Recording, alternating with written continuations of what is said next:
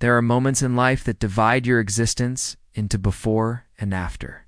Moments so profound that they rewrite your understanding of who you are and what you're capable of feeling. For me, that moment had honey-colored eyes, an infectious laugh, and a way of looking at me that made my carefully constructed walls feel like paper. His name was Adrian, and this is the story of how the boy my heart chose became the love that changed my world. Forever, my name is Ethan, and before Adrian, I thought I had life figured out. I was 26, living in a modest but comfortable apartment in the arts district of the city, working as a freelance graphic designer. My days followed a predictable rhythm wake-up. Coffee at the corner cafe, work from home, evening runs along the river, occasional drinks with my small circle of friends. I was content. Or at least, I'd convinced myself I was. Being gay in a moderately progressive city meant I was out to those who needed to know. But I wasn't exactly waving flags or attending pride parades. My parents knew, in that unspoken way where everyone acknowledges something without really discussing it. My father gave stiff nods when I mentioned going on dates with men. My mother asked careful questions that never quite breached the surface of real understanding. My younger sister, Maya, was the only one who treated my sexuality as completely unremarkable, which I loved her for. I dated occasionally. Brief connections that felt more like checking boxes than building something real. There was James, who was gorgeous, but treated our relationship like a networking opportunity. There was Michael, who wanted to move to Portland after 3 weeks and couldn't understand why I found that terrifying. There was that summer fling with a tourist from Amsterdam whose name I honestly couldn't remember anymore. I told myself I was being selective. The truth was, I was being safe. Safe had become my entire life philosophy. I took on projects I knew I could complete successfully. I maintained friendships that never demanded too much vulnerability. I went on dates with men who I knew, on some level, would never truly challenge me or push me to be more than I already was. And then, on an ordinary Tuesday in September, Adrian walked into the coffee shop where I was working, and safe became the last thing I wanted to be. The cafe was my usual spot, a hipster establishment called the Grounded Bean, with exposed brick walls, mismatched vintage furniture, and a barista named Kai who knew my order by heart. I was hunched over my laptop, working on a logo design for a local boutique, when I felt that strange prickle of awareness that tells you someone is looking at you. I glanced up. He stood at the counter, waiting to order, but his eyes were on me. Not in a creepy way, there was something almost shy about his gaze, like he'd been caught doing something he shouldn't. When our eyes met, he smiled. Not a practiced, seductive smile, but something genuine and a little embarrassed. My heart did something it had never done before. It stuttered, then raced, like it was trying to catch up with a feeling it didn't know how to process. He was beautiful in an understated way. Not model perfect, but real. He had warm, honey-brown eyes that crinkled at the corners when he smiled, a mess of dark brown hair that fell across his forehead, and a smattering of freckles across his nose and cheeks. He wore a faded band t-shirt, the National, I noticed, in jeans that looked soft from years of wear. There was a canvas messenger bag slung over his shoulder, covered in pins and patches that spoke of concerts, tended, and places traveled. He looked like art, like someone who'd lived and felt deeply and wasn't afraid to show it. Kai called out to him, breaking whatever moment we were having, and he turned to place his order. I tried to focus back on my work, but my eyes kept drifting to where he stood. I watched him laugh at something Kai said, the sound carrying across the cafe and wrapping around something in my chest. Stop it. Ethan, he's just a guy. But even as I thought it, I knew it was a lie. He picked up his coffee and Americano. Blackened for a moment, I thought he might leave.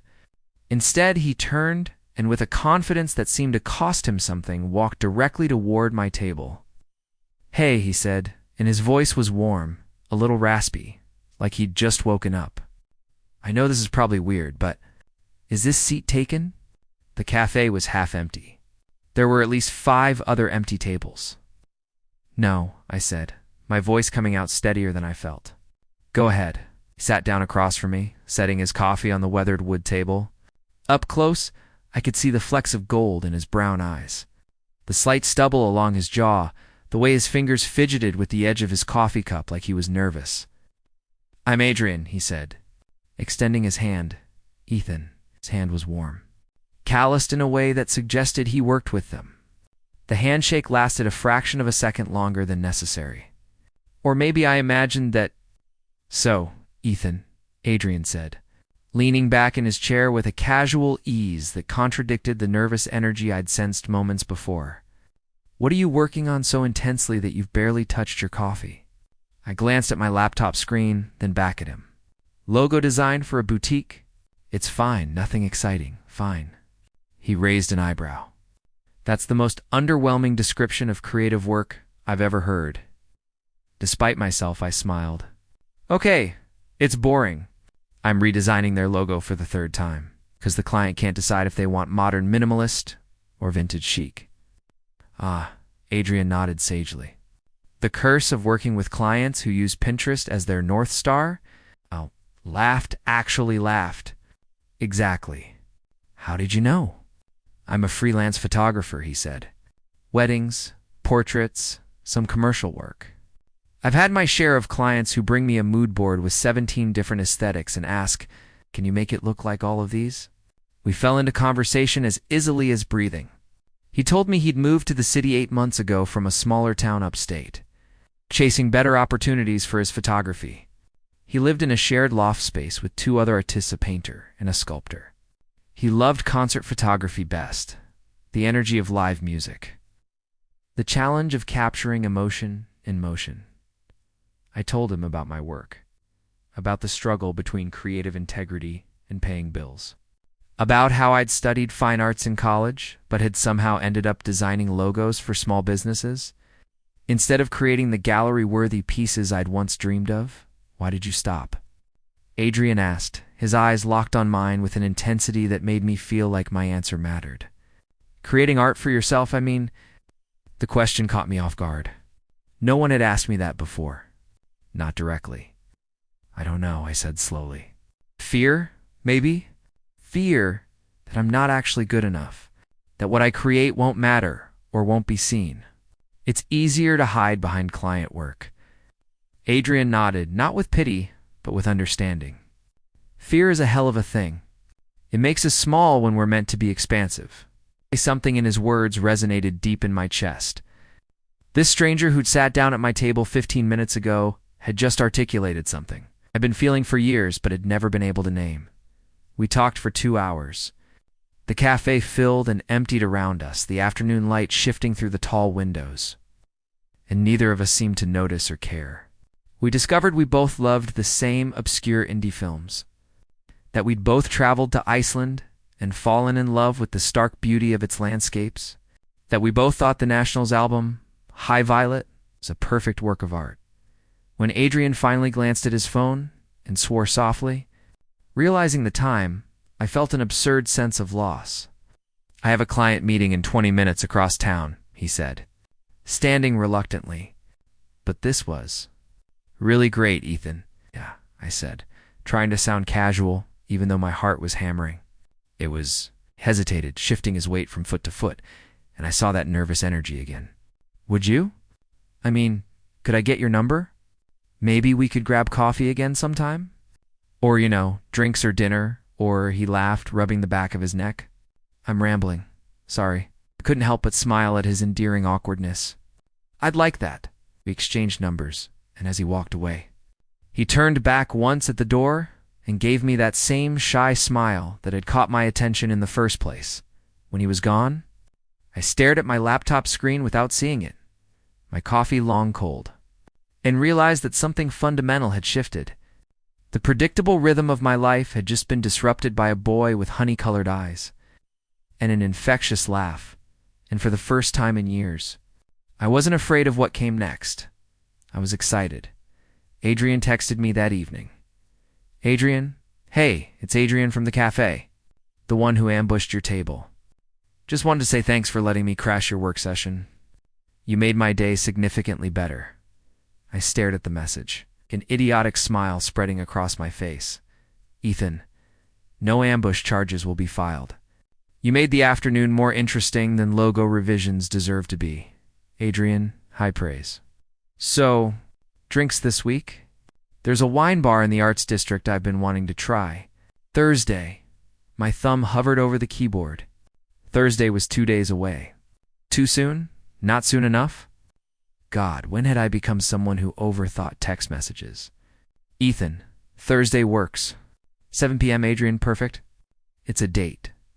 My breath caught. A date. He'd called it a date.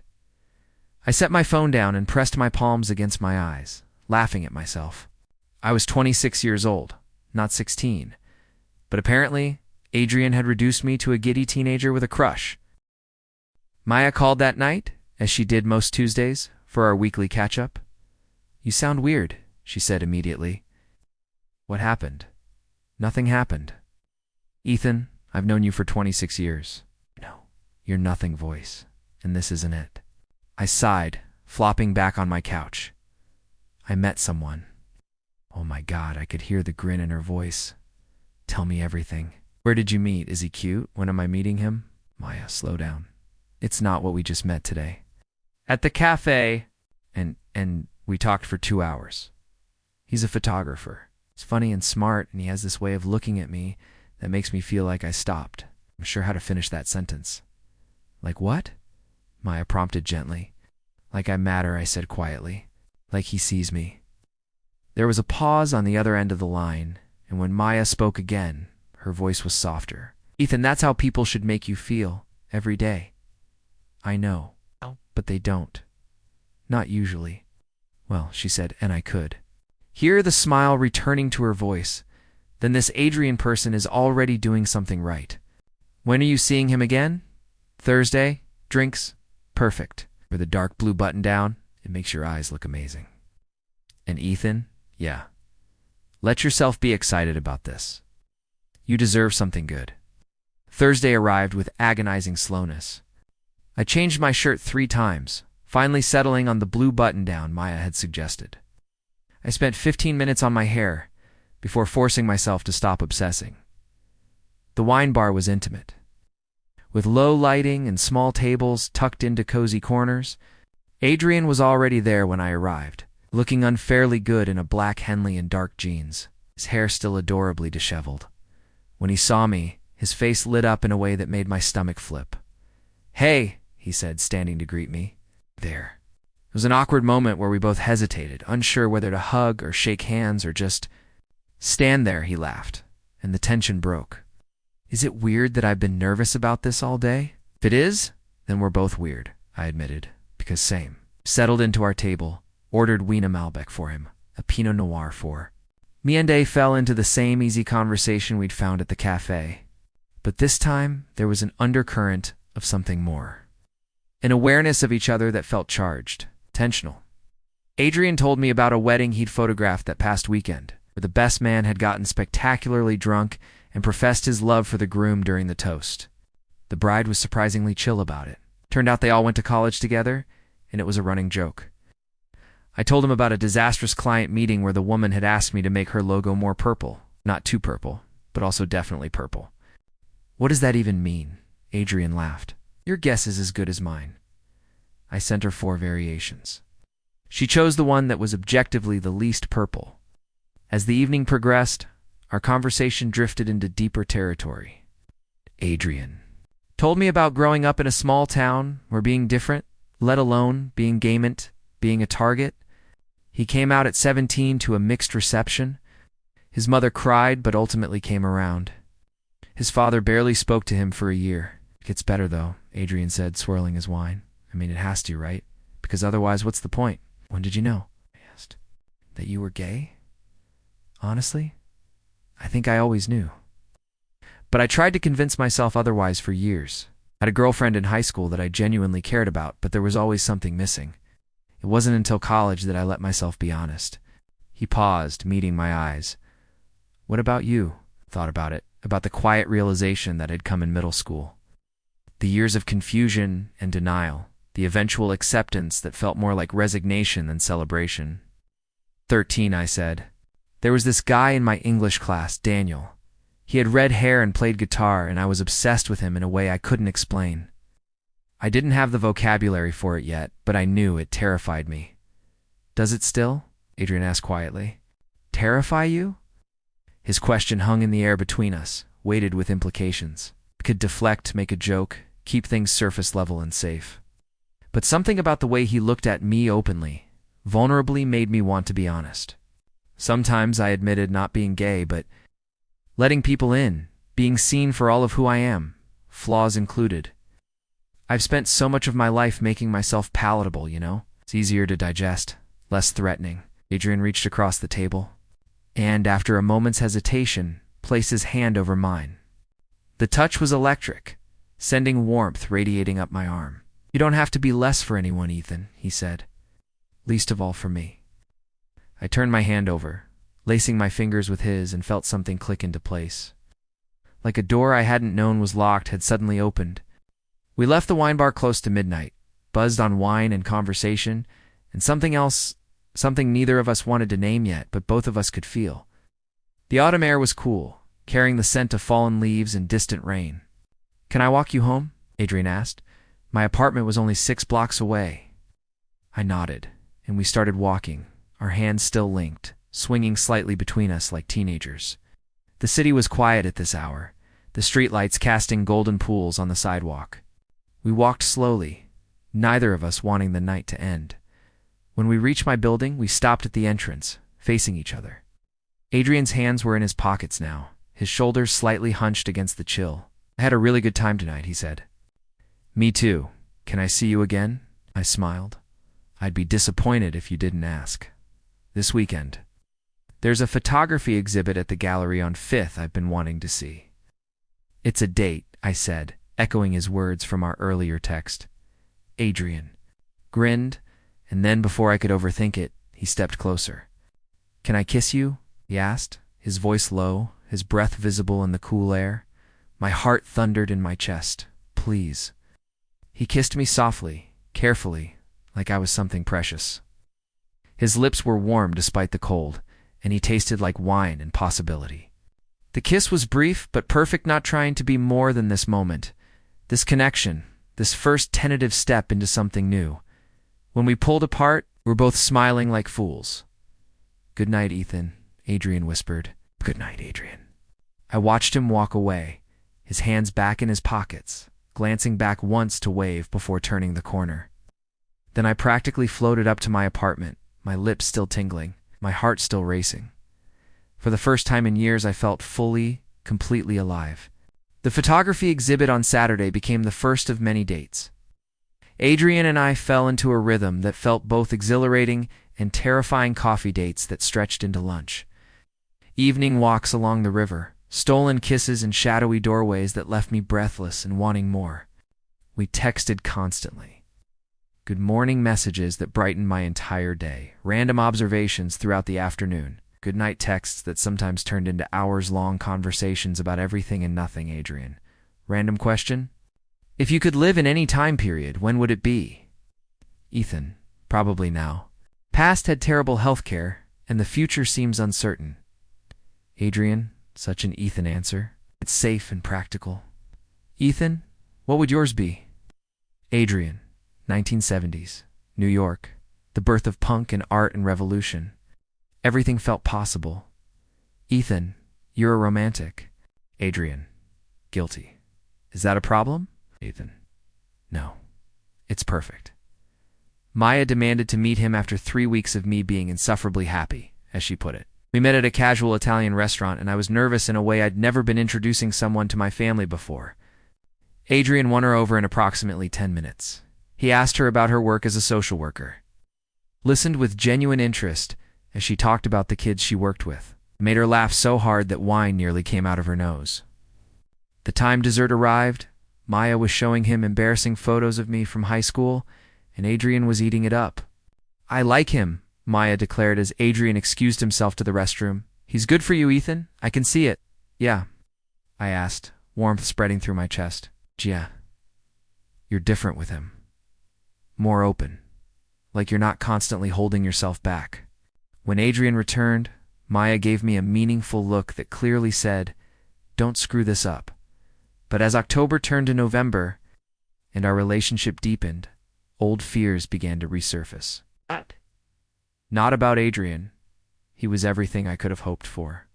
Attentive, affectionate, creative, passionate about life in a way that made me want to be braver. The fear was about me, about whether I was capable of being what he needed, about whether I deserved something this good. The first crack appeared. On a Friday night when Adrian invited me to a party at his loft, it was a gathering of artists' roommates, friends, people from the local creative community, a vibrant mix of painters, musicians, writers, and photographers. I stood in the corner of the loft, holding a beer I wasn't drinking, watching Adrian move through the crowd with an ease I envied. He introduced me to people, his hand warm on my lower back, but I felt out of place. These were people who created fearlessly, who lived authentically, who wore their queerness and their art like armor and celebration combined. I felt like an imposter, a graphic designer who played it safe, who hadn't created anything meaningful in years, who still couldn't quite shake the instinct to make himself smaller in rooms full of straight people, even though everyone here was decidedly queer. "Hey," Adrian said, appearing at my side. "You okay? You've been quiet." "I'm fine," I said automatically, just taking it all in. Studied my face, and I knew he didn't believe me, but he didn't push.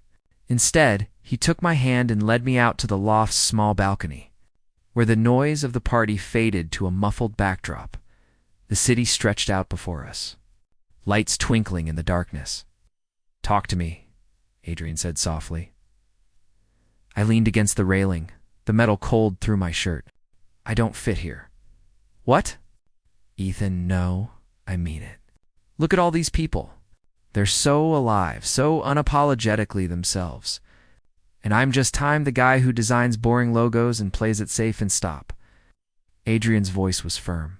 He turned me to face him, his hands on my shoulders. "You think you're boring? You're one of the most interesting people I've ever met. You see the world in ways most people don't.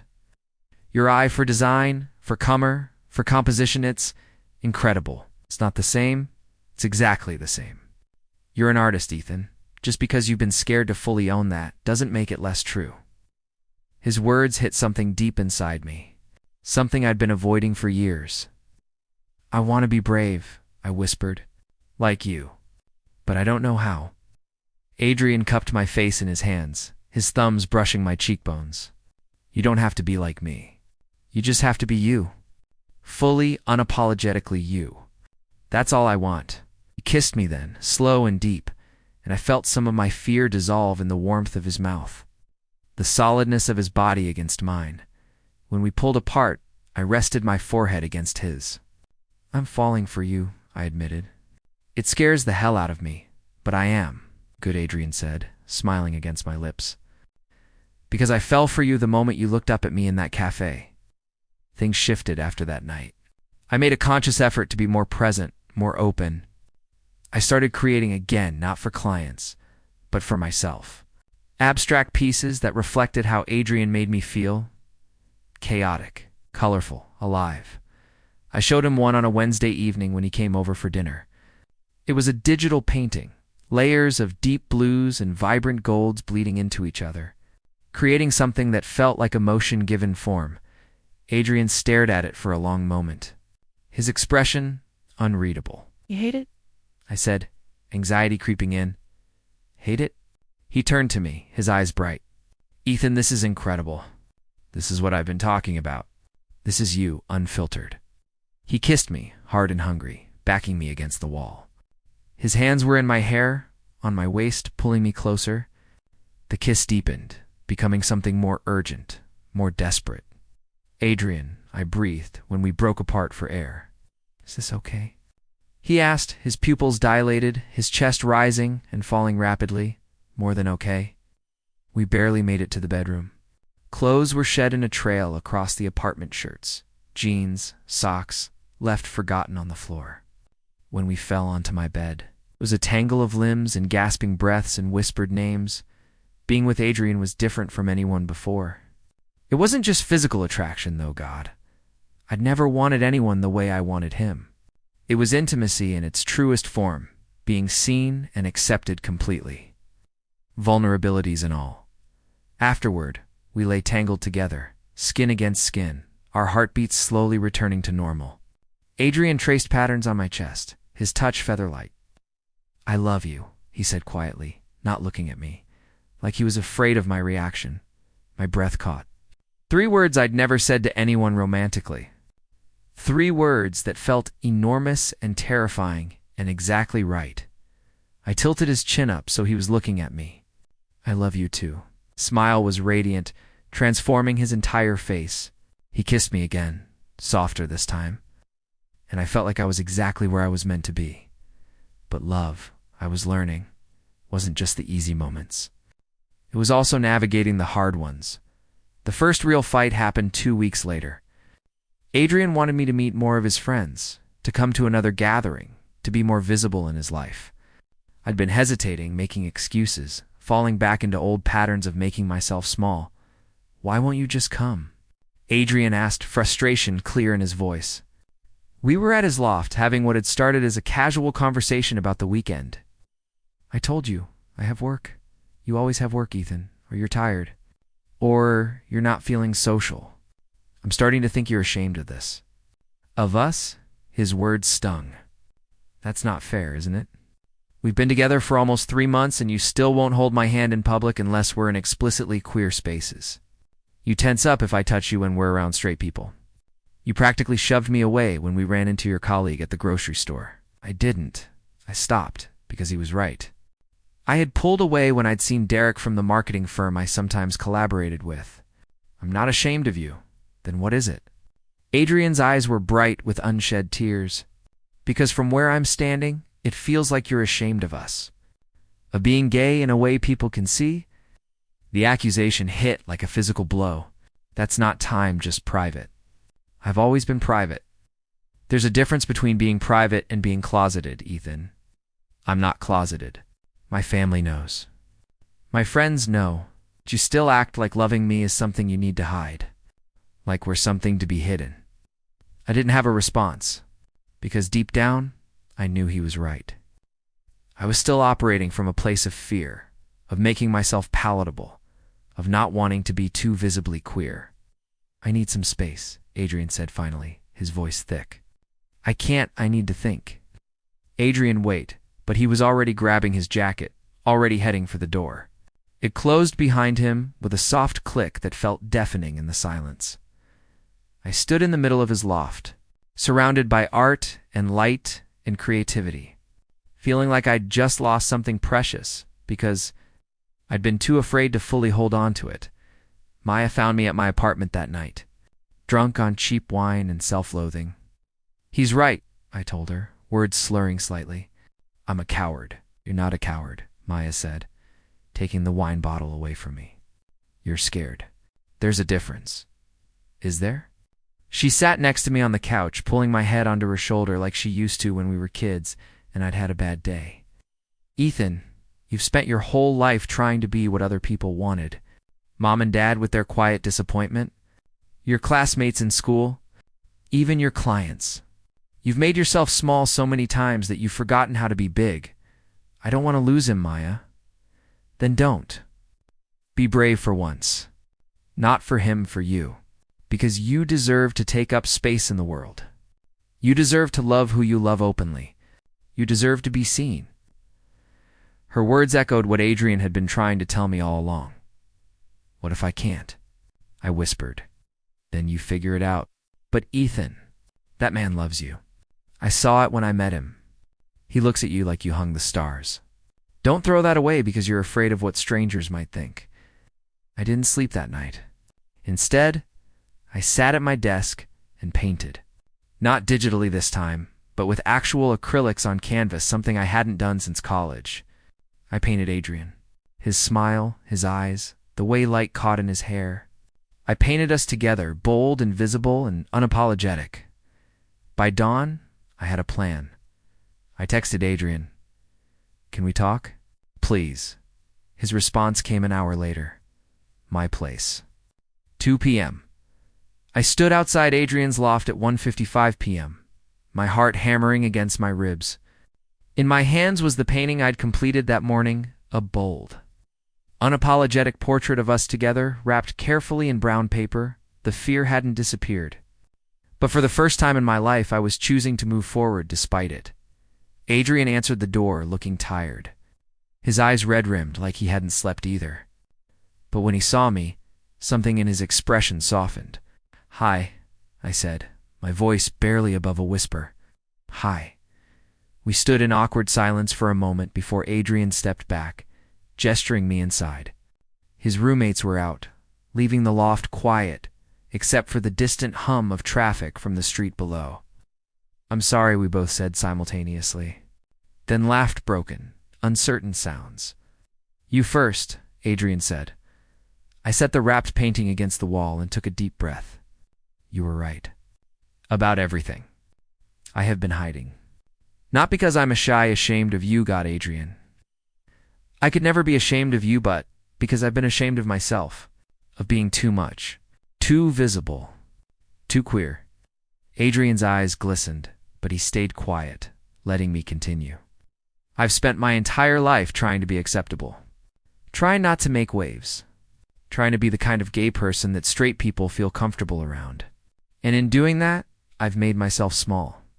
I've diminished who I am and what I deserve." I moved closer to him, my hands trembling. "But you make me want to be brave, Adrian. You make me want to take up space. You make me want to be unapologetically, visibly, proudly in love with you. And that terrifies me, but it also feels like the most important thing I've ever done." A tear slid down Adrian's cheek. "Ethan, I'm not saying I'll be perfect at it. I'm going to mess up. I'm going to have moments where old fears creep back in, but I want to try. I want to be the kind of person who's worthy of your love, the kind of person who holds your hand in public and kisses you in grocery stores and doesn't flinch when people stare." Adrian closed the distance between us, cupping my face in his hands. "You're already worthy, you idiot. You always have been. I don't need you to be perfect. I just need you to be honest. With me and with yourself." "I love you," I said, the words coming easier this time. "I love you so much it scares me." "I love you too," Adrian whispered, and then he was kissing me. Desperate and relieved and full of promise. When we finally pulled apart, both of us were crying and laughing in equal measure. "I made you something," I said. Retrieving the wrapped painting, Adrian unwrapped it carefully. And when he saw what I'd created, his breath caught audibly. "Ethan, it's us," I said. "How I see us. Bold and visible and not hiding." He stared at the painting for a long moment, the two of us rendered in vibrant colors, our bodies intertwined, our faces full of joy and love and defiance. It wasn't subtle. It wasn't safe. It was everything I'd been afraid to be.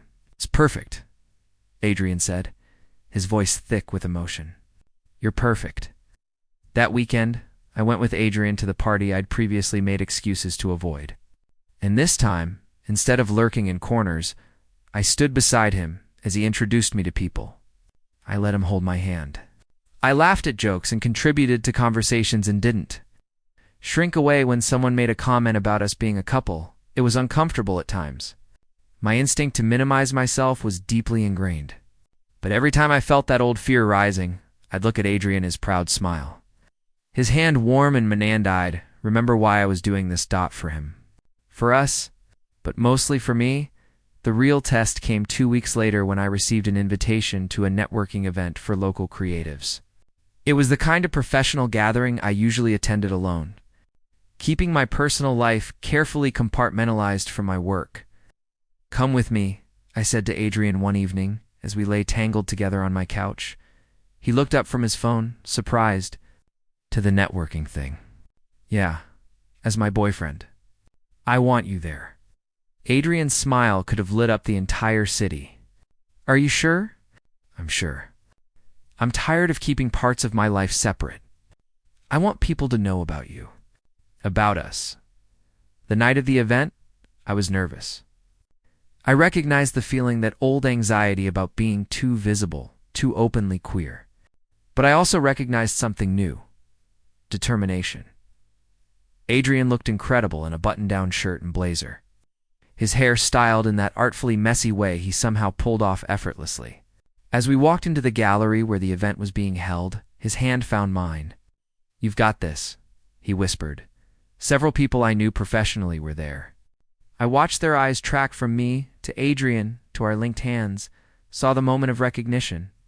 The quick recalculation of who I was in their minds. Derek, the marketing consultant I'd pulled away from in the grocery store, approached us with drinks in hand.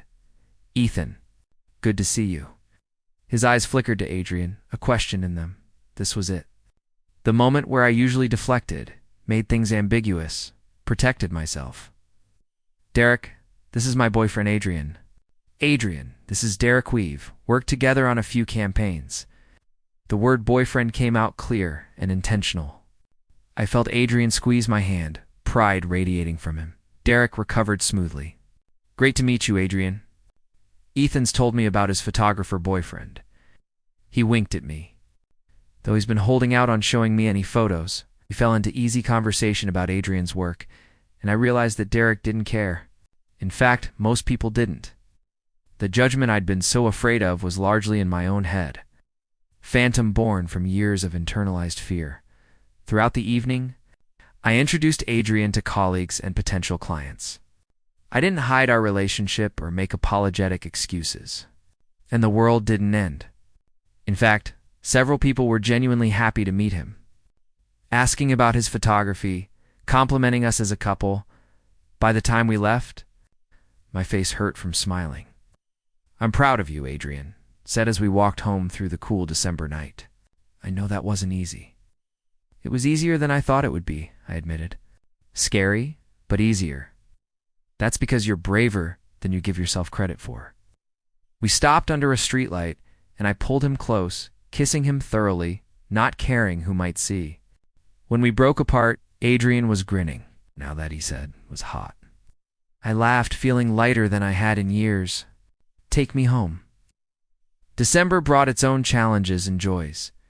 Adrian and I navigated our first holidays together, figuring out how to split time between families and create our own traditions. My parents invited us both for Christmas dinner, a gesture that felt monumental, even if my mother still asked careful. Stilted questions and my father's conversations with Adrian remained surface level, but they were trying, and that mattered. Adrian's mother, by contrast, embraced me immediately.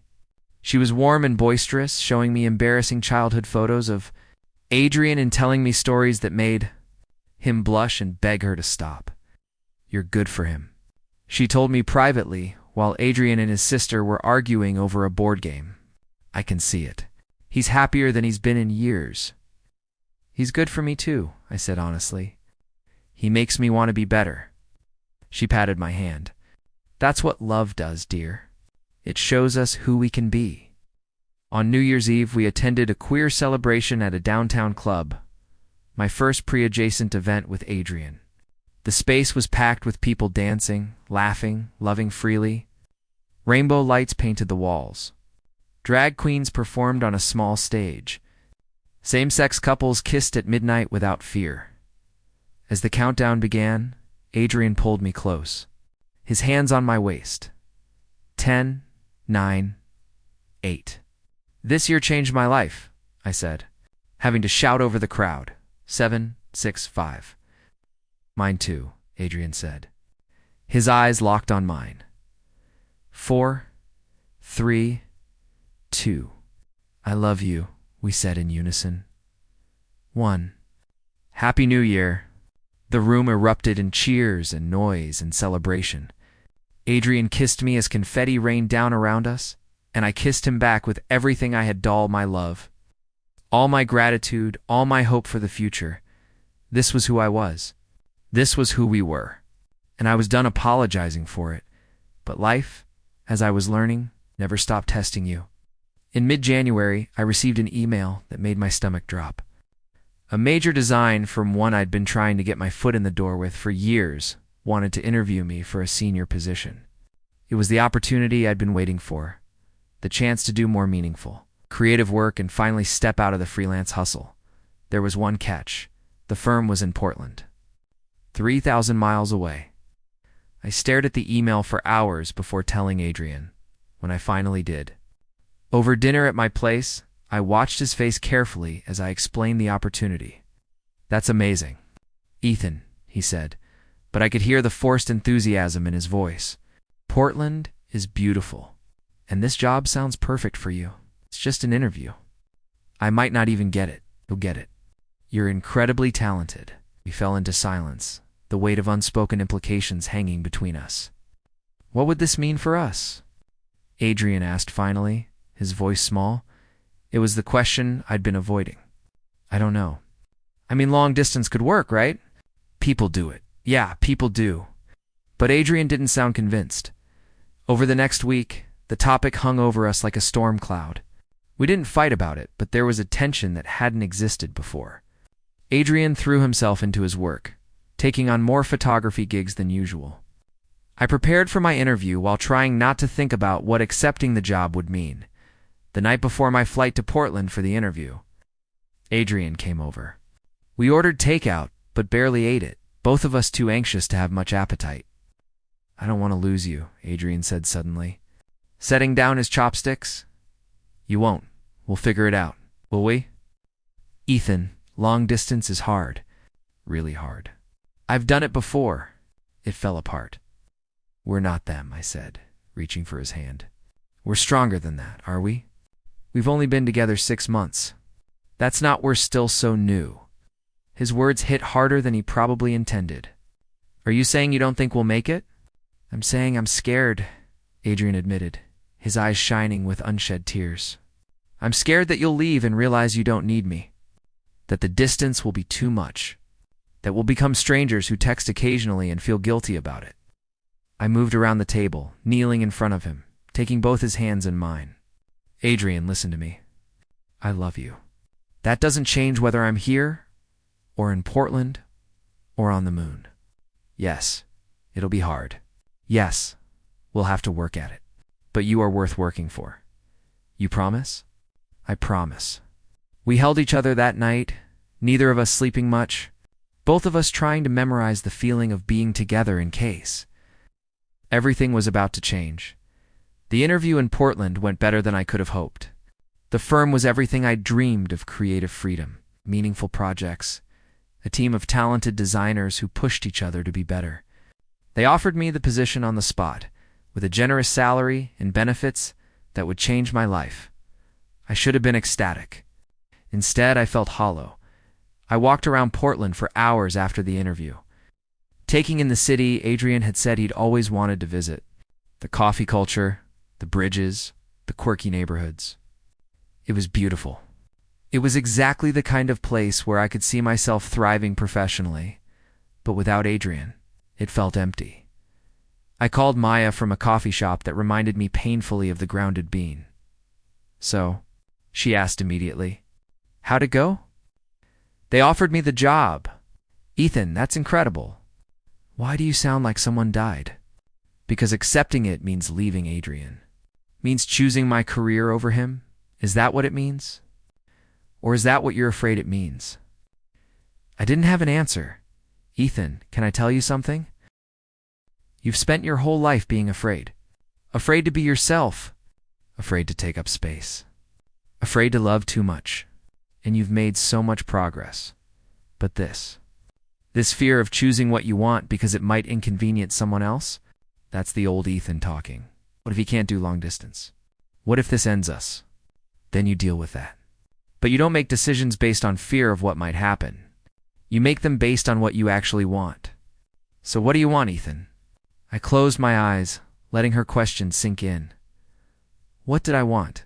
I wanted Adrian. I wanted meaningful work. I wanted to be brave. I wanted to stop sacrificing pieces of myself to make things easier for others. I wanted everything. I was tired of pretending that was selfish. The flight back felt endless. I spent it drafting and deleting text messages to Adrian, trying to figure out how to explain what I'd realized. When I finally landed, he was waiting for me at my apartment. Having let himself in with the spare key I'd given him, he looked exhausted. His eyes readrimmed, his hair more disheveled than usual. He stood when I walked in, hands shoved in his pockets, his whole body tense. So, he asked, they offered me the job. I watched his face crumple, watched him try to school his expression into something supportive, even as his heart was breaking. That's great, Ethan. Really? You should take it. Adrian, no, I mean it. This is what you've been working toward. I'm not going to be the reason you don't pursue your dreams. The question hung in the air between us. Adrian's eyes widened, shock replacing the careful resignation. Come with me. To Portland. I know it's crazy. I know we've only been together 6 months. I know I'm asking you to uproot your entire life for someone you met less than a year ago. But Adrian, I love you. And I don't want to build a life without you in it. Ethan, I can't. Just my photography work is here. My contacts, my clients, my network. Portland has an incredible art scene. You'd find work, and I'd support you while you did. We'd figure it out together. Adrian ran his hands through his hair, pacing my small living room. You're asking me to give up everything I've built here. I'm asking you to build something new with me. Something bigger. What if it doesn't work? What if we move across the country and realize we made a mistake? I moved to him, stopping his pacing, forcing him to look at me. Then we'll have tried. We'll have been brave enough to choose each other. Isn't that better than always wondering what if? You're serious about this? I've never been more serious about anything in my life. Adrian, you changed me. You made me brave. You made me want to be seen. You made me understand what it means to love someone with your whole heart. I'm not leaving that behind. I'm not leaving you behind. Adrian's eyes filled with tears. I'm scared. Me too. Let's be scared together. He laughed, broken and beautiful. And then he was kissing me, desperate and hopeful and terrified and excited all at once. Okay, he whispered against my lips. Okay, let's do it. Let's be brave and stupid and move to Portland together. I pulled him close, holding him like he was the most precious thing in the world. Because he was. The next 2 months were chaos. We gave notice on our apartments, sold or donated most of our possessions, said tearful goodbyes to friends and family. Maya cried when I told her I was moving, but she also hugged me so tight I could barely breathe. I'm proud of you, she said. You're choosing yourself. You're choosing love. You're being brave. My parents were less enthusiastic, but accepted my decision with their typical reserved acknowledgement. My mother did pull me aside before we left. Is he worth it? She asked quietly. This boy? I didn't hesitate. More than worth it. He's everything. She nodded, something softening in her expression. Then I'm happy for you. It was the closest thing to a blessing I'd ever received from her regarding my sexuality, and I held on to it like a lifeline. We arrived in Portland on a rainy March morning. Everything we owned packed into a U-Haul in Adrian's beat-up Honda. Our new apartment was small but bright, with large windows that overlooked the city in hardwood, floors that creaked pleasantly when you walked. We spent our first night surrounded by boxes, eating pizza on the floor and laughing at the absurdity of what we'd done.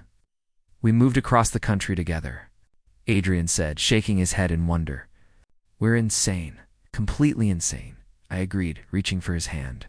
No regrets? He intertwined our fingers, bringing my hand to his lips and kissing my knuckles. Not a single one. The adjustment wasn't seamless. There were hard days. Days when Adrian missed his old connections and struggled to break into Portland's photography scene. Days when I felt overwhelmed by my new job's demands. Days when we snapped at each other over stupid things because we were stressed and scared, trying to build a life from scratch. But there were more good days than bad. Days when Adrian landed a new client and came home beaming. Days when I completed a project I was genuinely proud of. Days when we explored our new city hand in hand, discovering coffee shops and bookstores and parks. We created new traditions. Sunday morning farmers market visits. Wednesday evening walks along the waterfront. Late night conversations on our tiny balcony, wrapped in blankets against the Pacific Northwest chill. 3 months into our Portland life, Adrian's photography started gaining traction. A local gallery featured his work in a group exhibition. A Portland-based magazine hired him for an editorial shoot. Slowly, steadily, he built a new network. a new reputation. Watching him thrive, watching him create, watching him be unapologetically himself, fit was everything. One evening in June, as we sat on our balcony watching the sunset paint the sky in shades of pink and orange, Adrian turned to me with a serious expression. "I need to tell you something." My heart jumped. Those words were never followed by anything good. "Okay. Moving here with you was the scariest thing I've ever done." There were so many moments in those first weeks where I wondered if we'd made a massive mistake. If I'd given up too much for something too new to be certain about. I felt my throat tighten. Adrian let me finish, took my hand, his thumb rubbing circles on my palm. "But every day, I wake up next to you in this city we chose together. In this life we're building together, and I realize I'd do it all again, 1,000 times over. You were right that night when you said we should be brave. Because this, us, it's the best thing I've ever done." Relief flooded through me, so intense I felt dizzy with it. "I love you," I said. "God, Adrian, I love you so much. I love you too." And he paused, seeming nervous. "I want to make this permanent." "What do you mean?" Adrian reached into his pocket and pulled out a simple silver ring. "I know we can't legally marry yet, though that's changing, slowly. But I want you to have this. As a promise, a commitment, a reminder that you're it for me. You're the boy my heart chose, and I choose you every single day."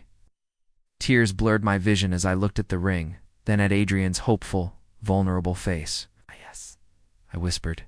"Yes, absolutely yes." He slipped the ring onto my finger, and it fit perfectly.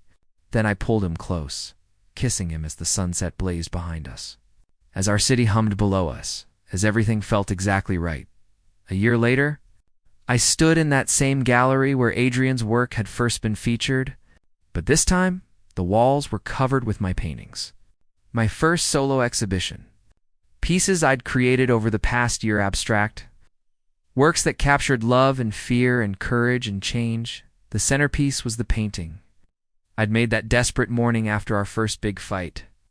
The portrait of Adrian and me, bold and visible and unapologetic. I'd titled it, "The Boy My Heart Chose." Adrian stood next to me, his hand warm in mine as people moved through the gallery examining my work. "How does it feel?" he asked. "Seeing your art on these walls?" "Terrifying," I admitted, "but good. Really good. I'm so proud of you." Maya flew in for the opening, along with a few of our Portland friends and even some of Adrian's old loft mates who'd made the trip. It felt like a celebration not just of the art, but of everything: the journey, the growth, the courage it had taken to get here. Later that evening, after the gallery had closed and it was just Adrian and me wandering the space, he stopped in front of the boy my heart chose. "You know what I see when I look at this?" he asked. "What?" "I see the moment you decided to be free, to stop making yourself small, to love loudly." Turned to me, his honey-colored eyes bright. "You changed my life, Ethan, just as much as I apparently changed yours." "We changed each other," I corrected, pulling him close. "That's what love does. It transforms us into better versions of ourselves." He kissed me there in the gallery, surrounded by art we'd inspired in each other, by proof of how far we'd come, by evidence that choosing love, choosing each other, had been exactly right.